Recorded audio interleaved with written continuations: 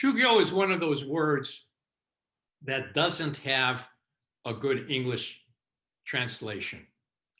And sometimes it is considered the highest form of spiritual training in the Zen world, probably maybe to a certain degree in Japanese culture. Sometimes it's referred to as spiritual forging, and the image is, like you're forging metal, you're forging a sword with a lot of intensity. So it means very intense training, sort of like you're going single purposed at something. And do you know the story of Tana Roshi and Shugyo? Oh, okay. Well, for those of you who don't know, so Tana Roshi was my Zen teacher. He was an amazing martial artist as well. And he was a school teacher. He was a high school band teacher in Hawaii. And his wife was from Japan. And he had a lot of, he had a summer vacation and winter vacation. And he would go to Japan all the time, each time learning a different thing in this pursuit of the truth. And one year he had arranged a summer to study something called shugendo. Shugendo, it's an esoteric Buddhist practice. These guys are called Yamabushi. They live in caves, these mountain warriors, they live in caves. And he was on his way to doing that. And someone said, you need to go visit Omori Sogen. He's the last of the samurai. So he did that.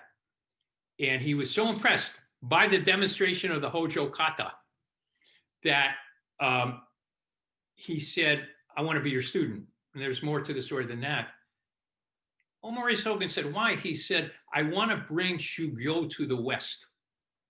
So that's fundamental to our lineage of Zen. So it's very intense training. But there's another way to look at it, and it's not that it's any less intense, and that is to do a simple, repetitive activity day in and day out regularly. Okay. Was it Esteban still on? Yeah. So like calligraphy practice of just doing very basic characters. If you do it, you get in. I've been taking Esteban's classes, which I really recommend. But the idea of you have a daily practice and you're going to do it day in and day out, and kind of,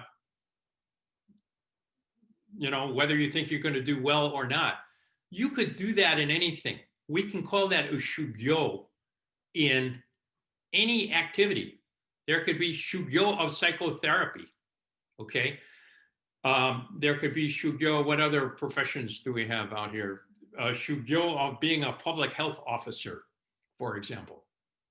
The tricky part is in the traditional forms of Do, of the ways of things that we call the Zen arts. There's long traditions of how you integrate your body and mind in it.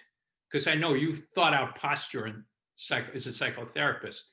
So that's a good idea of shugyo. How do you work on that? And you do it daily, and you experiment with it. So from my view, in addition to this repetitive nature, there's this issue of experimentation with it. And how can you do it with hara? How can you do it in samadhi?